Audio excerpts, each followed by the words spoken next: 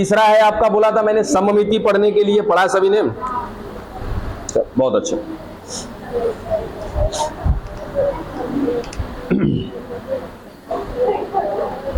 चलो देखो,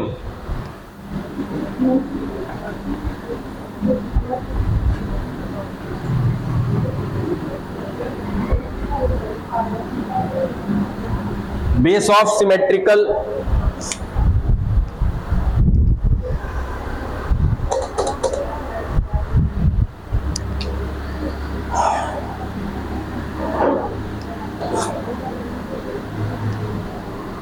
ये कि तीसरा नंबर था ना?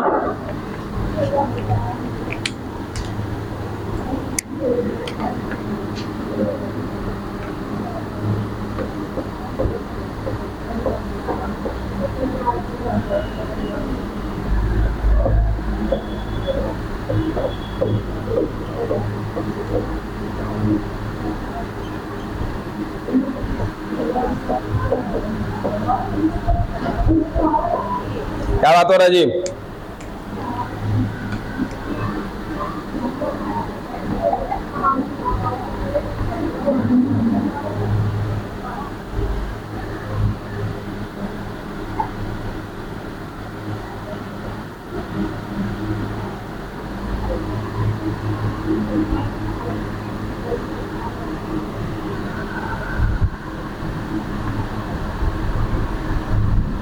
देखिए, तीन प्रकार का सममिति मिलता है। सममिति का मतलब कल थोड़ा सा हिंट किए थे आप लोगों को पढ़ने के लिए, ठीक है?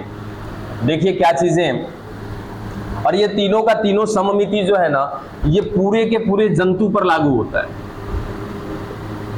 पूरे जंतु, जिसको हम लोग कहीं ना कहीं इसमें पढ़ रहे हैं, जंतु जगत में पढ़ रहे हैं, 11 संघ के अंतर्गत पढ़ेंगे। तो जितने भी आपके 11 संघ होंगे ना, उन सब में अगर बात करेंगे तो तीन प्रकार का ही सममिति मिलेगा। अब सममिति का मतलब क्या है, जरा देखिएगा ध्यान से। जैसे एक ये अगर हमने वृत्ताकार संरचना बना दिया और इसमें कहा सर ये केंद्र, और इस केंद्र से होकर ना आपको जितना बार काटना है इसको काट लो, लेकिन हर बार का नियम क्या होना चाहिए, आपको काटना है केंद्र से होकर, ठीक है? अब यदि केंद्र से होकर के काटेंगे बच्चा हम, तो ये वाला भाग और ये वाला भाग बराबर होगा, ठीक है? अब देखो फिर से एक बार केंद्र से काट के देखो, थोड़ा सा तिरछा लाइन बन रहा है, वो एक अलग की बात है, लेकिन एज इट इज अगर हम बात करेंगे तो बच्चा हम केंद्र से होते हुए या केंद्र से होकर जितनी बार काटेंगे उतनी बार क्या मिलेंगे, बराबर भाग मिलेंगे। अब ये तो हमने इस तरीके से दिखा दिया, ये किसके लिए लागू कर रहे हैं हम, जंतु के लिए।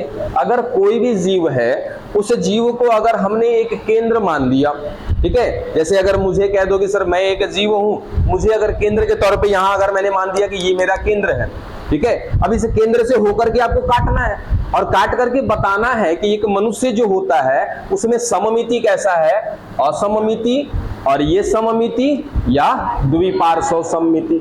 इसमें हमने पहला समझा है क्या बच्चा, और ये सममिति कि सर यदि कोई भी जीव होगा उसके केंद्र से होते हुए हम जितनी बार काटेंगे उतनी बार क्या मिलेंगे, बराबर भाग मिलेंगे। चलो अब ये जरा काटे तो, किसी भी एंगल से काटेंगे केंद्र से हो करके बराबर भाग नहीं मिलेंगे, तो सीधा सीधा शरीर में कोई सममिति ही नहीं है, इसलिए क्या बोला इसको, असममिति, एसिमेट्रिकल है,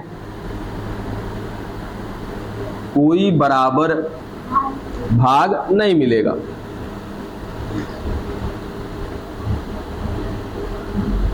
डन। एक तीसरा है बाइलेटरल, द्विपार्श्व। अच्छा ये पार्श्व समझते हो, पार्श्व माने नहीं, पृष्ठ अलग होता है, अधर अलग होता है, पार्श्व अलग होता है ना, शीर्ष अलग होता है। तो देखो क्या होता है, जैसे कोई भी जीव है ना, वो जीव जिस सतह से जमीन के साथ चल रहा होता है, जैसे एक चूहे की बात कर ले, ठीक है? नहीं तो एक चूहा जो होगा उसका पेट वाला भाग नीचे जमीन के साथ चल रहा होगा, वो उसका क्या है, अधर भाग है, ठीक है? उसका पीठ क्या होगा, उसका पृष्ठ भाग होगा, समझे? ये पार्श्व नहीं है, अभी पार्श्व की बात अलग है। जब आप समझ रहे हैं तो अच्छे से समझो। हम लोग का पृष्ठभाग कौन सा है? ये वाला है। अब कहोगे सर ये तो हम लोग ऐसे खड़े हैं, तो भाई खड़े जरूर है ये, लेकिन हम लोग का क्या है? हाथ है कि पैर है? ये पैर है। हाँ ये पैर है। इसको अगर पाद बोलते हैं, हमने मॉडिफाई करके इसको हाथ की तरह इस्तेमाल करना शुरू कर दिया है। लेकिन आज भी जब पढ़ोगे ना तो हम लोग टेट्रापोडा में आते हैं। टेट्रापोडा में आने का मतलब कि सर ऐसे जीव हैं हम लोग जिसके 4 गो पैर है, 2 गो नीचे खड़ा है और 2 गो से काम कर रहे हैं, समझे? बशर्ते हमने इसको कुछ ऐसा मॉडिफाई कर लिया है अपने कार्य के अनुसार, अपने वातावरण के अनुसार, कि हम इसका इस्तेमाल अब पकड़ने में करते हैं या किसी कार्य को करने में करते हैं। जबकि हमसे जो जुड़े हुए हमारे पूर्वज हैं, जैसे बंदर हो गए या चिंपैंजी हो गए, वो लोग देखो चलने में इस्तेमाल में लेते हैं, ठीक है? तो वो चीज, तो जो हिस्सा जमीन के साथ रहता है उसको क्या बोलते हैं? अधर, ठीक है? और उसका अपोजिट, यानी कि अगर हम ऐसे चलना शुरू करते हैं तो ये क्या होगा? हमारा अपोजिट होगा ये। तो ये क्या कहलाएगा? हमारा पृष्ठ। तो पृष्ठ में ना सबसे पहले समझ में आ जाता है पीठ। तो किसी भी जीव का इतना तो आसान है बता पाना ना कि सर उसका पेट कौन होगा, पीठ कौन होगा। तो जो उसका पेट वाला हिस्सा होगा वो क्या कहलाएगा? अधर कहलाएगा। और जो पीठ वाला हिस्सा होगा वो क्या कहलाएगा? पृष्ठ कहलाएगा। चलो अब उसके बाद सर बाहर बाहर जो होगा ना ये वाला, ये बाहर बाहर से इसको क्या बोलते हैं? पार्श्व बोलते हैं। बात समझे? बाहर बाहर की अगर बात करेंगे तो ये क्या कहलाएगा? पार्श्व कहलाएगा। इसको लेटरल या बाइलेटरल बोलते हैं। बाइलेटरल तो अलग चीज है, लेकिन क्या बोलेंगे इसको? लेटरल केवल बोलते हैं। उसके बाद ये वाला हिस्सा क्या कहलाएगा? इसका शीर्ष कहलाएगा, शीर्ष। और एक लास्ट बच जाता है ये वाला हिस्सा, सबसे नीचे वाला, ये क्या कहलाता है? पाद कहलाता है, यानी कि सबसे निचला भाग होता है इसका, ठीक है? तो ये 5 चीजें हैं, हमेशा कंफ्यूज करेंगे, ध्यान में रखिएगा। इसको मिटा दें। चलो अब समझो क्या बात बोला कि सर पार्श्व, ये रहा पार्श्व, तो समझ में आ गया ना? चलो कोई सर जीव होगा ऐसे, चलो अब द्वि माने 2, ठीक है? ऐसा बना दिए कि फंसी जाएगा मैटर।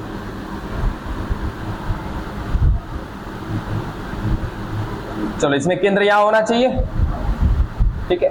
अब अगर मैं इसको पार्श्व तरीके से काटूं ऐसे, तो कितने बराबर भाग मिल रहे हैं बच्चा?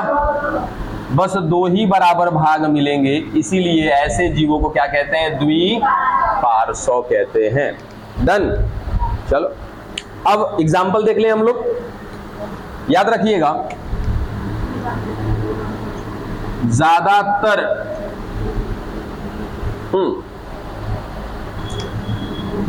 एक नंबर पे कौन है जी? पॉलीफेरा। बेटो थोड़ा सा कंफ्यूज होता है आदमी, ठीक है? तो ज्यादातर 1 नंबर, यानी कि ज्यादातर पॉलीफेरास जो संघ है, उस संघ के ज्यादातर जीव, उनमें सममिति कैसी मिलती है? असममिति मिलती है। डन। अच्छा अब यहां देखो, ये किसकी बात कर रहे हैं? और ये सममिति का, इसका एग्जांपल याद रखिएगा, 1 2 3। अब कहोगे सर यहां भी 1 लिखा, कोई बात नहीं, यहां पे देखो क्या लिखा है? ज्यादातर, यानी कि पॉलीफेरा संघ में आने वाले ज्यादा से ज्यादा जीव के अंदर जो सममिति होगा वो कैसा होगा? असममिति। थोड़ा बहुत में कैसा सममिति मिलेगा? और ये सममिति मिल जाएगी, ठीक है? उसके बाद पॉलीफेरा हो गया, सिलेंड्रेटा, उसके बाद टिनोफोरा। डन। उसके बाद ये रहा कौन? द्विपार्श्व, 4 से लेकर के 11 तक। डन। कितना आसान लगा ना? देखो एगो झटका भी है इसमें। क्या हो गया? एगो झटका है छोटा सा, कहां लिखे उसको? यहां लिखते, खड़े हो जा। कौन है यहाँ पे? हाँ बता। मोलस्का। पहला तो बच्चा होता है मोलस्का, है ना? तो कह रही है मोलस्का। ये कौन भाषा है जी? अब ऐसे भी यहाँ 9 नंबर पे इकाइनोडर्मेटा होता है, मोलस्का नहीं होता है, ठीक है? चलो यहाँ पे कौन है बाबू? इकाइनोडर्मेटा। तुम लोग के चलते हम को घबरा जाएंगे। ये कहाँ मिटाए उसको? ये ला मिटा देते ना, पिक्चर को मिटाते इसको। यहाँ कुछ लिखना है हमको, इसीलिए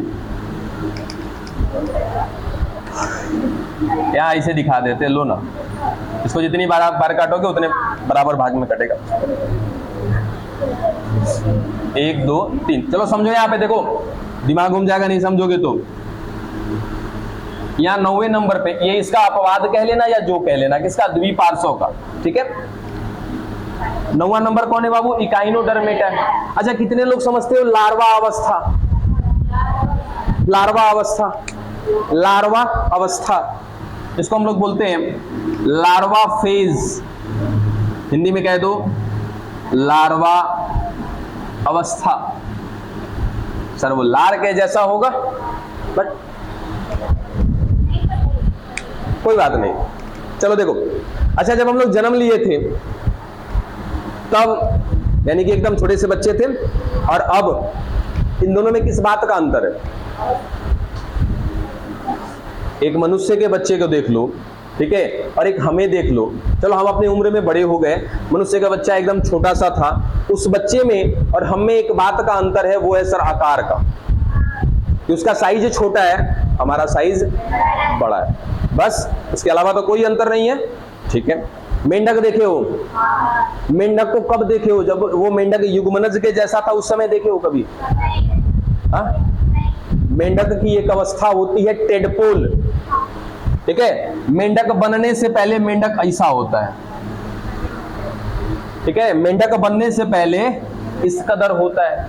तो ये मेंढक की क्या है सर? ये इसकी बाल्य अवस्था है। ठीक है, उसके बाद जब मेंढक वयस्क हो जाएगा तो मैं देखो मेंढक का पिक्चर नहीं बनाने आएगा। ठीक है, हाँ बिल्कुल। तो मेंढक जब बड़ा हो जाता है तो कैसा दिखता है? पहला एग्जांपल इसको याद रखना। दूसरा एग्जांपल ये देखो, इसको सब लोग देखा है। हाँ तितली है, सबने देखा है। ठीक है, ये बटरफ्लाई। कभी ये जानने की कोशिश की है कि बटरफ्लाई बना कैसे? देखो बटरफ्लाई किससे बना है?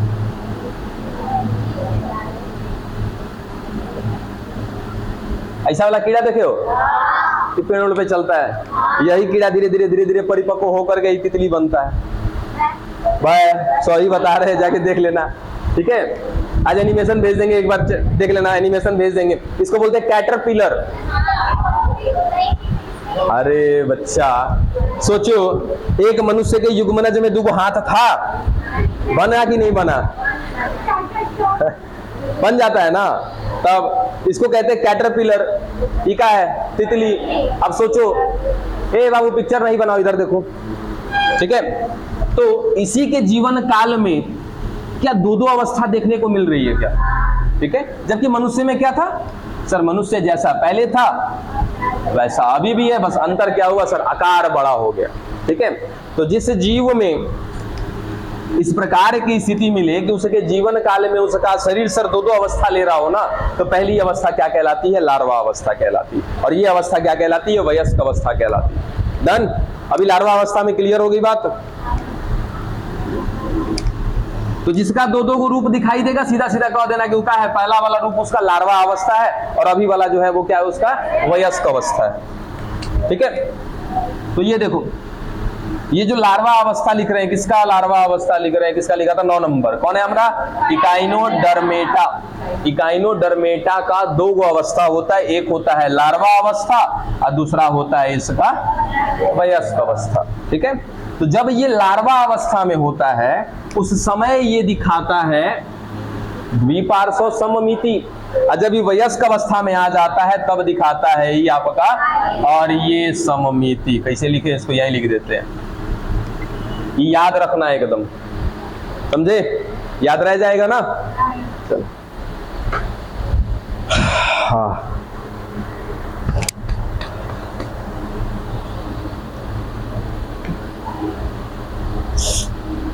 मिटा दें इसको। अब इसके बाद यहाँ तक अगर किसी को डाउट होगा तो पूछ लीजिएगा, थोड़ा भी मिस्टेक नहीं होना चाहिए।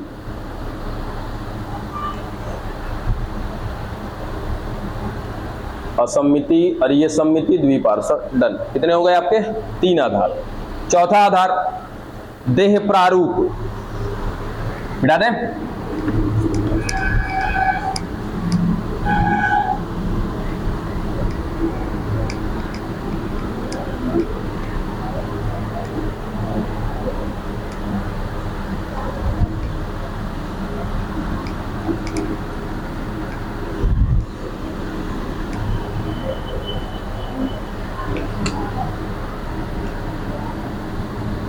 चलो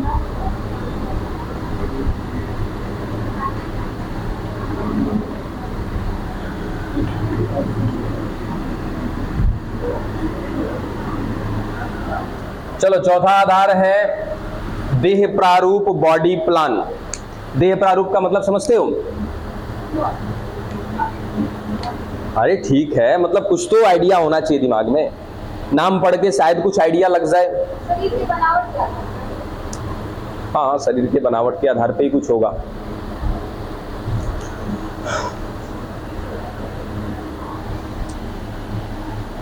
चलिए देखिएगा, ये देह प्रारूप जो होता है ये भी स्पेशली किसके लिए हम पढ़ रहे हैं? जंतु के लिए। देखो बार बार लिख रहा हूं ताकि दिमाग में रहे, ठीक है। देह प्रारूप जो होता है बच्चा, ये होता है 3 प्रकार का। सबसे पहला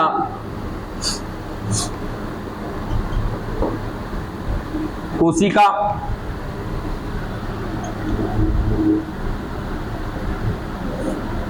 दूसरा अंधनाल,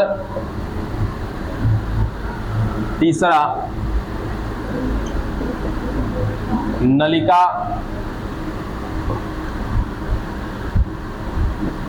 के अंदर नलिका।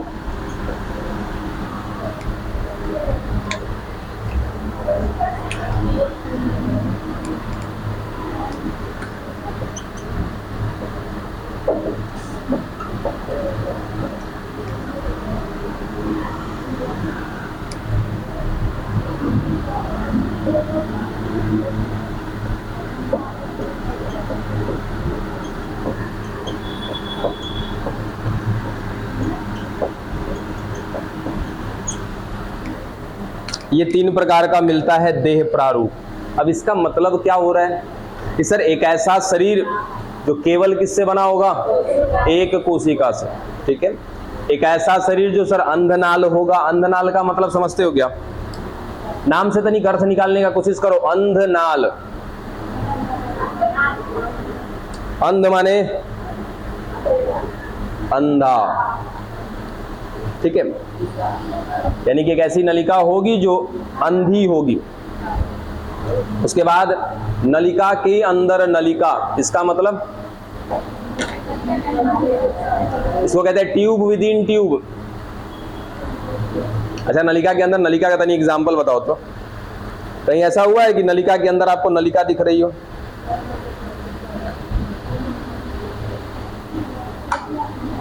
अरे कहाँ है जी नलिका के अंदर नलिका? कहाँ तो लोग का ध्यान रहता है? दिख रहा है नलिका के अंदर नलिका? ये पेन का है, को नलिका है, इसके अंदर लीड क्या है? खुद को नलिका है ना। तब पता नहीं, दिमाग पे जोर डालोगे ना तो सब कुछ होता है, लेकिन दिमाग पे जोर नहीं डालता है सब। चलो देखो ध्यान दीजिएगा, सिंपल सा यहां तो एक बार में समझ में आ रहा होगा कि सर वो कौन है जिसका शरीर केवल कोशिका का है? इकलौता ही अपने पास, कौन? पॉरीफेरा। ये तो एक ही बार में समझ में आ गया, ठीक है। या फिर हम इसको ऐसे, कोशिका जो लिखे है ना, इसको ऐसे कुछ लिख दो, कोशिका का समूह, ठीक है। तो कोशिका का समूह किसमें मिलता है सर? केवल पॉरीफेरा में मिलता है, ठीक है। अब ये अंधनाल का मतलब देखो क्या होता है कि सर एक नलिका है, ठीक है। अब इस नलिका में जैसे भी ये कोशिका थी, तो ये कोशिका है। अब इस कोशिका में अगर कुछ अंदर भेजना है तो यही कोशिका भेजेगी अंदर, कुछ बाहर भेजना है तब भी यही कोशिका बाहर भेजेगी। कुल मिला जुला करके इस कोशिका में पाचन करना हो, श्वसन करना हो, अवशोषण करना हो, उत्सर्जन करना, सब कुछ यही कोशिका करेगी, ठीक है। ऐसा कहीं ना कहीं हमने क्या बोला है कि देह प्रारूप, ऐसा रूप क्या कहलाता है? कोशिका का समूह कहलाता है। एक है अंधनाल। अंधनाल का मतलब कि ये पूरा का पूरा शरीर कैसा है? ये तो है बहुकोशिकीय, ठीक है। लेकिन बहुकोशिकीय है तो जरूर, लेकिन फिर भी ये चारों तरफ से अंधा है ना। मतलब कि कोई और ओपनिंग इसमें नहीं है, केवल एक जगह पे ओपन है जो रास्ता, वहां से अगर कुछ भेजना होगा तो अंदर यहीं से आएगा, और कुछ बाहर भेजना होगा तो यहीं से जाएगा, ठीक है। अब इसका एग्जाम्पल याद रखिएगा, कौन? 2 और 3, ठीक है, सिलेंट्रेटा, टिनोफोरा। अब देखो डिटेल यहाँ पे नहीं है, डिटेल तो तब आएगा जब हम पॉरीफेरा स्पेशल पढ़ना शुरू करेंगे, है ना। पॉरीफेरा, सिलेंट्रेटा एक एक करके फिर से पढ़ना शुरू करेंगे। ये तो हम बस केवल 5-6 बिंदु देख रहे हैं उससे जुड़े हुए, ठीक है। उसके बाद नलिका के अंदर नलिका। अब नलिका के अंदर नलिका, जैसे हम अपने एग्जाम्पल ले लें, क्या हमारा शरीर बाहर से एक नलिका के जैसा है?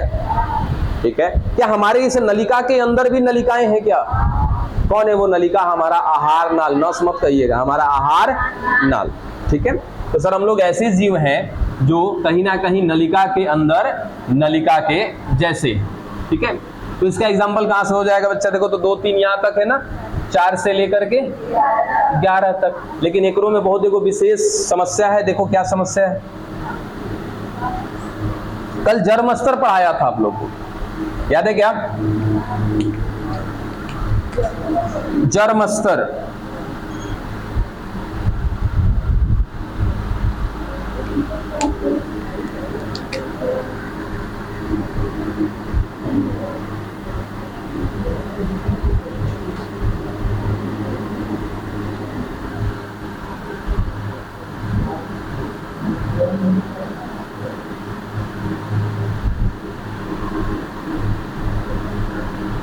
तो बाह्य जर्म स्तर, फिर मध्य जर्म स्तर,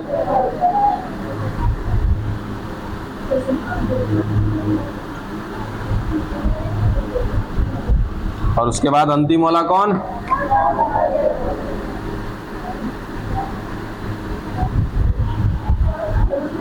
अरे बस बस बस बस, वो अलग चीज था बाबू। हम यहाँ पर तीनों जर्म स्तर बनाए हुए हैं, यानी कि दोनों संरचना हमने सेम ली हुई है। यहाँ पर बाह्य जर्म स्तर है, मध्य जर्म स्तर है, और उसके बाद अंतः जर्म स्तर है। कुल मिला जुलाकर हम इसको ऐसा कह सकते हैं कि सर दोनों का दोनों त्रिकोरिक है, डिप्लोब्लास्टिक, है ना। कल हमने एक अलग बात किया था कि सर जीव जो होंगे वो द्विकोरिक भी हो सकते हैं, त्रिकोरिक भी हो सकते हैं। कल आने वाले में आप थे ना, तनिक बताओ तो बच्चा, द्विकोरिक कौन कौन थे? द्विकोरिक का एग्जांपल बताओ कि द्विकोरिक किसमें किसमें था? पॉरीफेरा, सिलेंट्रेटा, टिनोफोरा, प्लेटी में किसमें था? प्लेटी हेलमिंथेस, एसके हेलमिंथेस। द्विकोरिक, हाँ हाँ, बैठ जाओ, तनी कॉपी उलाट के देख लेना बाबू, गड़बड़ाइए नहीं, ठीक है। उल्टा बता रहे थे, सही कर लीजिएगा जाकर के। चलो यहां तक कि देखो जरा फिर से क्या हुआ कि सर हमने लिया हुआ है त्रिकोरिक की स्थिति, ठीक है। अब नलिका के अंदर नलिका की बात कर रहे हैं, तो नलिका के अंदर नलिका कौन है बच्चा? हमारा आहार नाल। हमारा आहार नाल जो है वो कहीं ना कहीं एग्जाम्पल है किसका? नलिका के अंदर नलिका का, ठीक है। अब आहार नाल के 2 ओपनिंग है। आहार नाल कितने द्वार से खुलता है? 2 द्वार। सर पहला मुख द्वार, दूसरा गुदा द्वार, ठीक है। मुख द्वार को क्या बोलते हैं? माउथ ओपनिंग, और ये क्या? एनल कैनाल बोलते हैं इसको, ठीक है। यानी कि मुख, ये जो पूरा हमारा आहार नाल है, आहार नाल की शुरुआत कहां से होती है? मुख से, और खत्म कहां पे होता है? सर गुदा पर खत्म होता है, ठीक है, या गुदा द्वार पर खत्म होता है। तो हम सीधा सीधा बात कर रहे थे क्या कि ये जो आहार नाल है ये बच्चा एग्जाम्पल है नलिका के अंदर नलिका का। इस आहार नाल की 2 ओपनिंग, मुख द्वार और गुदा द्वार।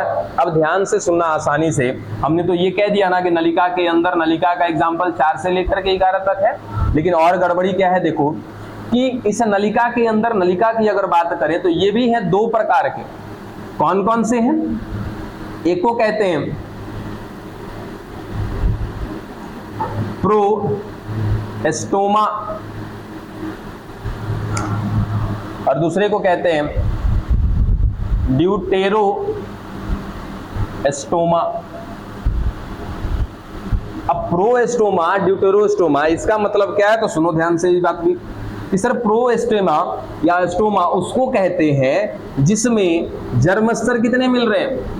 3, ठीक है। और जर्म स्तर में सबसे पहले जो ओपनिंग बनेगा आहार नाल का वो कौन बनेगा? तो सर्वप्रथम या सबसे पहले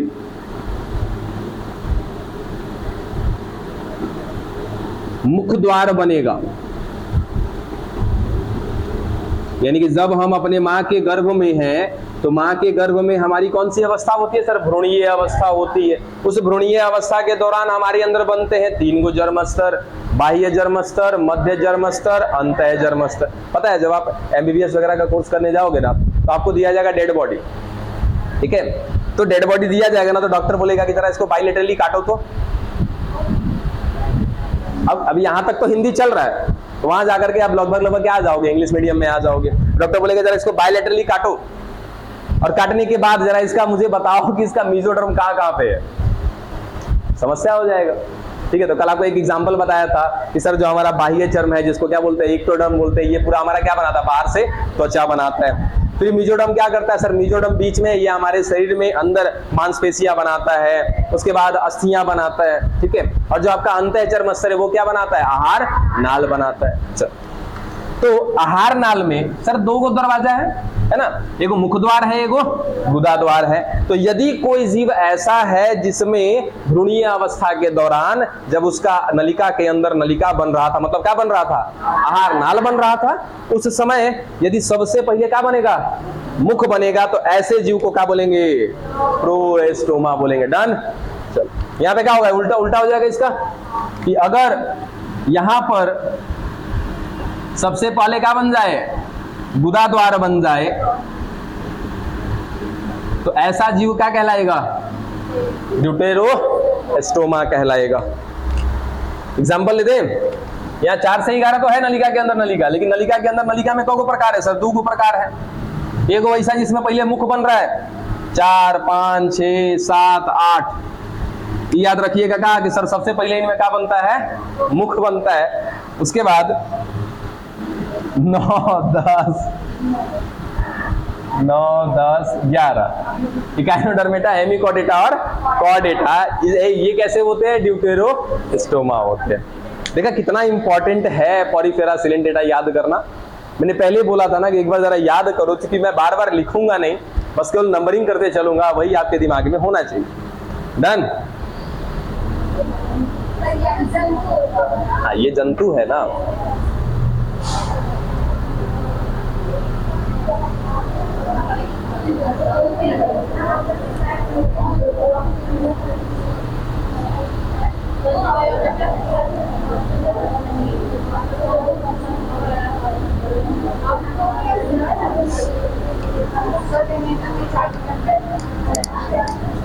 अरे कंटेंट अगर एक लंबा रहता है तो हम खुद नहीं चाहते हैं बैठना। बातें बंद, बात नहीं करिए, बता रहे हैं।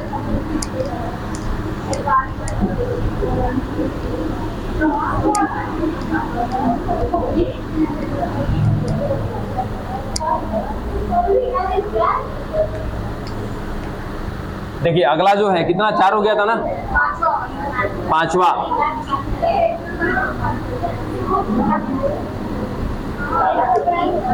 क्या बातें कर रहे हो जी? ये आवाज कहां से आने लगता है?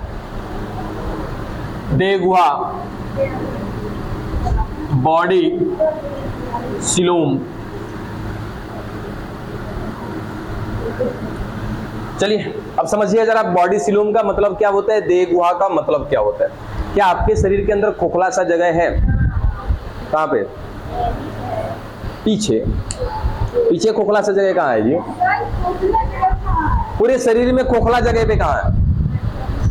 खोखला जगह कहीं पर है शरीर में? हाँ, बहुत बढ़िया एग्जांपल दिया। देखो ये वाला हिस्सा क्या है इसका? खोखला ही तो है। हमारे अंदर भी क्या है सर? ये वाला हिस्सा, यहाँ जो अंग है, कुल मिला जुला करके सर हमारे शरीर के अंदर जो अंग मिलते हैं उनको कहा जाता है अंतरंग, इंटरनल ऑर्गन, ठीक है। और वो जो अंतरंग होते हैं वो कहाँ पर होंगे सर? खोखले से भाग में ही तो होंगे।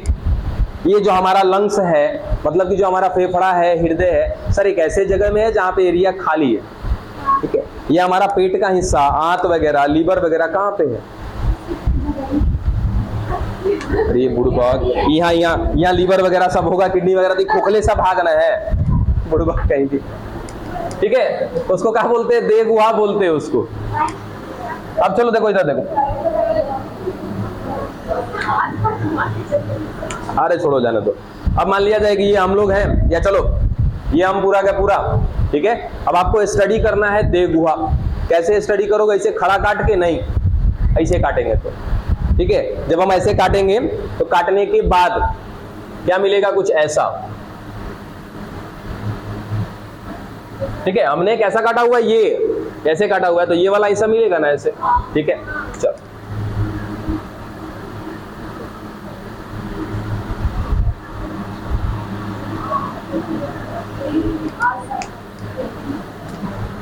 अब देखो फटाफट,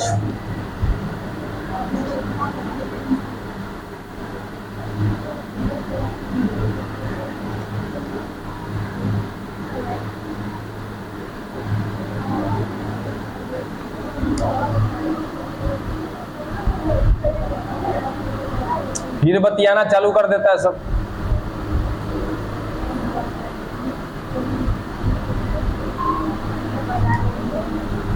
अब पिक्चरवा बना लेने दो, उसके बाद समझाते हैं।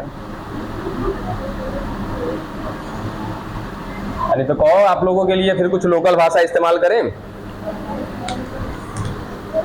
एक बार हामी तो भर के देखो।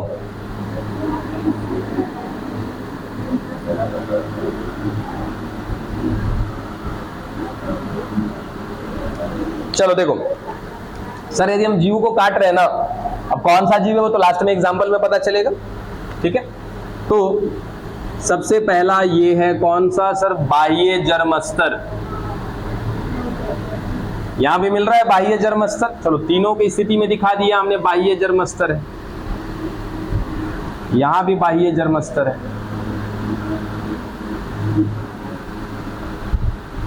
ठीक है। उसके बाद क्या मिल रहा है सर, मध्य जर्मस्तर, मध्य जर्मस्तर, मध्य जर्मस्तर, अंतः जर्मस्तर, अंतः जर्मस्तर, अंतः जर्मस्तर, ठीक है। अब मेरे ख्याल से आप इसका जवाब अच्छे से दे पाएंगे, जल्दी, समय बहुत कम है। अब मुझे बताइए कि जब यहाँ पर तीनों के तीनों जर्मस्तर है, 11 में से किसको छोड़ेंगे और किसको यहाँ पे शामिल करें? हाँ, 4 से 11 तक लेकर के इसमें शामिल कर देंगे, बिल्कुल, बहुत अच्छा। क्योंकि पहला, दूसरा, तीसरा, पॉलीफेरा, सिलेंटेटा, टिनोफोरा, वो कैसा होता है, द्विकोरिक होता है ना। उसमें दो ये को जर्मस्तर मिलता है, कौन कौन सा सर, बाह्य जर्मस्तर, अंतः जर्मस्तर। बस इसी तरीके से दिमाग अगर रहेगा ना तो मजा आएगा पढ़ने में, ठीक है। तो यहाँ पे तीनों जर्मस्तर बनाए हैं, तो जाहिर सी बात है कि सर यहाँ पे ना तो पॉलीफेरा की बात करेंगे, ना सिलेंटेटा की बात करेंगे, ना ही टिनोफोरा की बात करेंगे, क्योंकि तीनों जर्मस्तर तो कहां से कहां तक है सर, 4 से लेके 11 तक। Very good. चल अब आगे देखो सर, ये बाह्य जर्मस्तर था, ये हो गया मध्य जर्मस्तर, mesoderm, endoderm, ectoderm, mesoderm, endoderm, ठीक है। Ecto, meso, endo. अब ये देखो सर, ये वाला हो गया इसका अंतः जर्मस्तर, ठीक है। ये बीच वाला कौन है सर, ये हमारा आहार नाल है, क्योंकि आहार नाल कहां मिलेगा, सबसे सेंटर में ही मिलेगा आहार नाल हमारा, ठीक है। तो ये बीच वाला कौन, आहार नाल। देखो यहां लिख भी देते हैं, बाह्य जर्म अस्तर, इधर वाले को लिखते हैं मध्य जर्म अस्तर, फिर ये रहा अंतः जर्म अस्तर, ठीक है। अब जरा देखो यहां पे बढ़िया से, बस कुछ नहीं है, खाली थोड़ा सा अंतर। सर बाह्य जर्मस्तर यहां तो है, मध्य जर्मस्तर भी है, लेकिन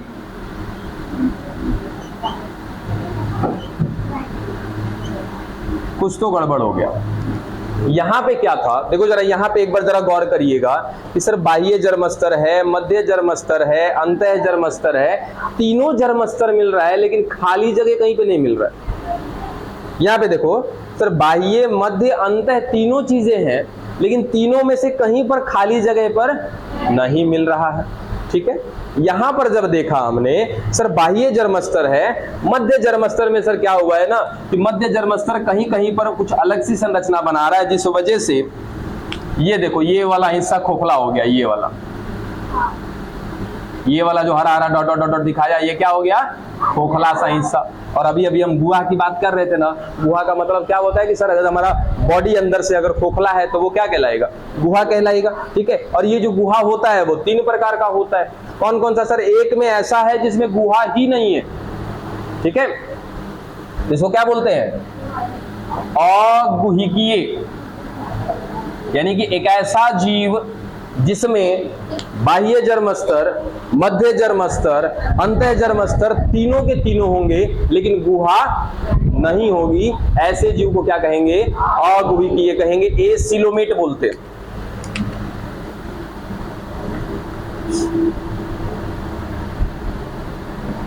एसिलोमेट। और इसका एग्जांपल याद रखना 4 नंबर। ठीक है, कौन है? चलो यहां पे क्या दिख रहा है कि सर गुहा तो है लेकिन वास्तविक रूप से समझ में नहीं आ रहा। ठीक है, थोड़ी बहुत गुहा दिख रही है। अगर ये पूरा एकदम गुहा रह जाता है ना तो उसको क्या बोलते हैं हम लोग कि चलो ये वास्तविक गुहा है। ठीक है, तो ये गुहा जो है, चलो ये है कौन पहले? Sir mesoderm. मीजोडर्म ने अपने आप को कुछ ऐसा बनाया कि सर यहाँ पे गुहा बन गया, खाली जगह बन गया, लेकिन ये वास्तविक नहीं है, ये थोड़ी सी काल्पनिक जैसी है, या काल्पनिक ना कह के हम क्या कहते हैं, आभासी जैसी थोड़ी सी। ठीक है, तो ऐसी गुहा को बोलते हैं हम लोग कूट। कूट का मतलब ही क्या होता है, आभासी। जैसे याद रखिएगा कि इसको कूटपाद अमीबा में है ना, इसको बोलते हैं कूट गुहा या कूट गुहिकी। ठीक है, कूट गुहिकी, इंग्लिश में बोलते हैं इसको स्यूडो सिलोमेट। जैसे अमीबा में क्या बोलते हैं, स्यूडोपोडिया, है ना। तो वैसे ही स्यूडो का मतलब होता है कि सर जो रियल, मतलब कि रियल नहीं है लेकिन फिर भी रियल के जैसा लगता है। चलो ये दूसरा हो गया। इसका एग्जांपल याद रखना कौन, 5वां। ठीक है, चलो यहां पे आ जाए। हाँ सब कुछ है, पहले ही दिखा दिए हैं ये सब। बाह्य जर्म स्तर है, मध्य जर्म स्तर है, अंतः जर्म स्तर है, तीनों जर्म स्तर है। पहले ही बताया कि लोग कैसा है, त्रिकोरिक है। अच्छा एक बात बताओ सर, यहाँ पे गुहा बना किसने बनाया, मध्य चर्म ने बनाया। ठीक है, यहाँ पे देखो, अब देखना यहाँ पे थोड़ा सा कंफ्यूजन होता है। क्या कंफ्यूजन होता है देखना,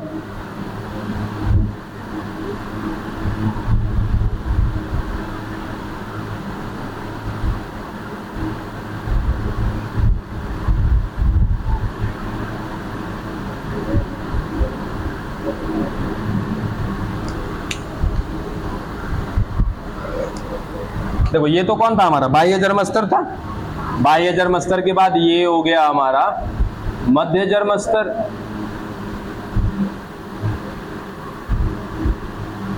सर ये भी है मध्य जर्म स्तर।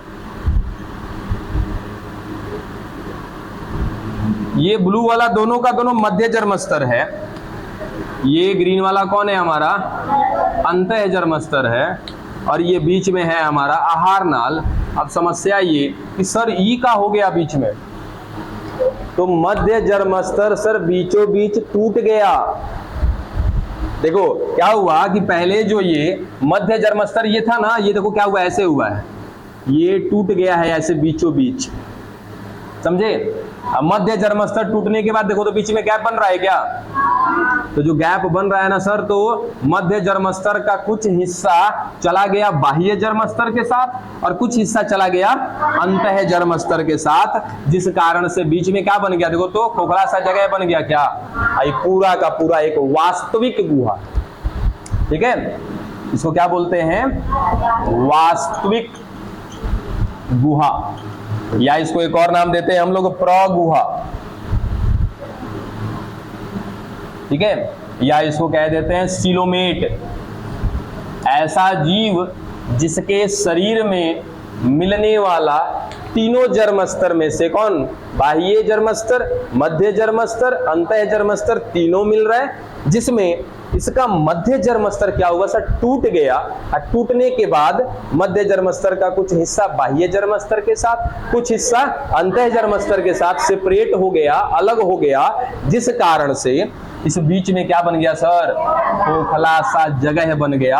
और सर यही वो खोखला सा जगह है जिसमें हम लोग का हाथ, हथौड़ी, लीवर, जितना भी सब कुछ है ना, इसी जगह में है।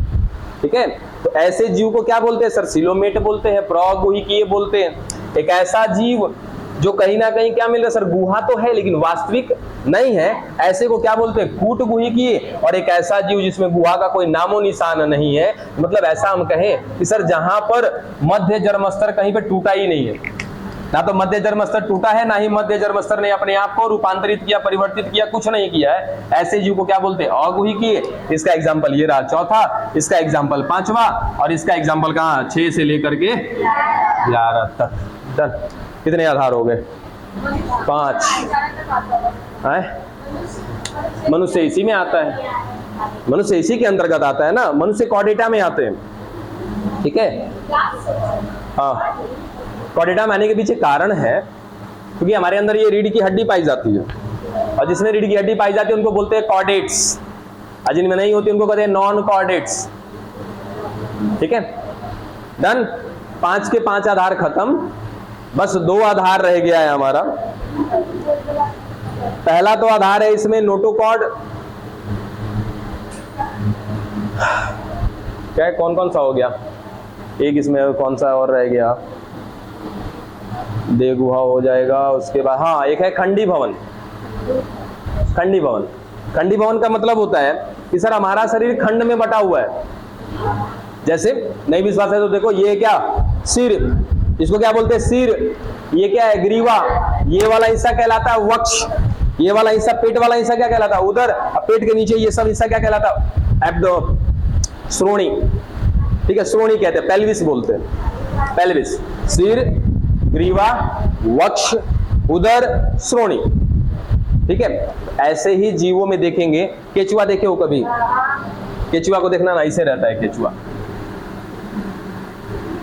ऐसे खंड खंड में रहता है, तो उसका शरीर खंड खंड में नहीं बटा हुआ है। ठीक है, तो यही चीज पढ़ेंगे हम लोग। हाँ